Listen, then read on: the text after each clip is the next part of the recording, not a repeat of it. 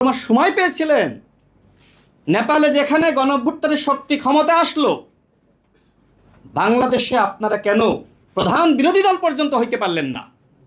এর কারণটা হলো যে আপনাদের জামাতের রগে আপনারা ভুগতেছেন, যাদের সম্পর্কে আপনারাই বলেছিলেন যে জামাত স্বাধীনতা বিরোধী, সার্বভৌমত্ব বিরোধী, মানচিত্র বিরোধী একটি শক্তি। নাহিদ ইসলাম বলেছিল জামাতের নেতৃত্বকে দেশের মানুষ গ্রহণ করবে না। সেই নাহিদ ইসলাম যে সময় জামাতের নেতৃত্বকে গ্রহণ করে, তখন কি এই 11 দলীয় জোটের প্রোগ্রামে জনগণের সারা শব্দ থাকে? নাহিদ ইসলাম নিজেই তো বলে গেছে জামাতের নেতৃত্বকে দেশের মানুষ গ্রহণ করবে না। সুতরাং এই 11 দলীয় জোট এখন তো 9 দলীয় জোট, তাই না সাংবাদিক ভাইরা? এখন তো 2 দল চলে গেছে না? সুতরাং এই 9 দলীয় জোটের নেতৃত্বে, যে জোটের নেতৃত্ব দিচ্ছে জামাত ইসলাম, তাদের নেতৃত্বে আর কোনো গণঅভ্যুত্থান, আর কোনো আন্দোলন ইনশাল্লাহ সফল হবে বলে আমার কাছে মনে হয় না।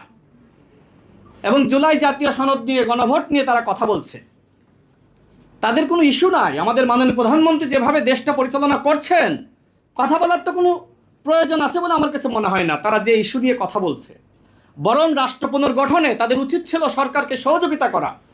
গণঅভ্যুত্থানের পরে ডক্টর মোহাম্মদ ইউনূস যেখানে ব্যর্থ হয়েছে, সেখানে বাংলাদেশের বর্তমান মাননীয় প্রধানমন্ত্রী, তাকে সফল করা দায়িত্ব ছিল এই 11 দলীয় জোটের, যারা অপোজিশনে আছে তাদের। কিন্তু তারা এই মুহূর্তে চাচ্ছে বিএনপি সরকারের পতন। তো বিএনপি সরকারের ধরের যে পতন হলো, এরপরে কি আপনারা ক্ষমতা চালাইতে পারবেন? নাকি আওয়ামী লীগকে ফিরিয়ে আনতে চান? এই ধরনের একটি অশান্ত পরিবেশ সৃষ্টি করে প্রতিনিয়ত হুমকি দিচ্ছেন। কেউ বলছে যে 1 মিনিটে গণঅভ্যুত্থান ঘটিয়ে দিবে, কেউ বলছে যে আসলে 3 দিনে ঘটিয়ে দিবে, কেউ বলছে 7 দিনে, কেউ বলছে 16 দিনে। আরে গণঅভ্যুত্থান ঘটাইতে তো একটা সমন্বয় লাগবে। তো সরকার পতন ঘটাবেন ভালো কথা, একটা সমন্বিত বক্তব্য দেন যে 7 দিনের মধ্যে পতন ঘটিয়ে দিবেন। কর্নেল অলি আহমেদ আমাকে নিয়ে এবং আমাদের সহযোদ্ধা নুরুল হক নূর, বিএনপি সরকারের প্রতিমন্ত্রী, গণ অধিকার পরিষদের সংগ্রামী সভাপতি, দেখেন এই যে মুরব্বী মানুষ কর্নেল অলি আহমেদ যে ভাষায় কথা বলেছে, এইটা কিন্তু রাজনৈতিক ভাষা হইতে পারে? একজন মুরব্বী মানুষ, সম্মানিত মানুষ, বীর মুক্তিযোদ্ধা, এই শেষ বয়সে তিনি জাতিকে দীক্ষা দিয়ে যাবেন, আমাদেরকে শিক্ষা দিয়ে যাবেন।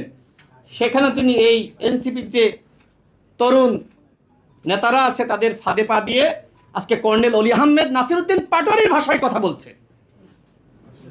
মানে জামাতে যাওয়ার পরে এইভাবে যে আসলে চরিত্রের অধঃপতন হয়, সেটা কর্নেল অলি আহমেদকে না দেখলে আসলে আমি বুঝতাম না।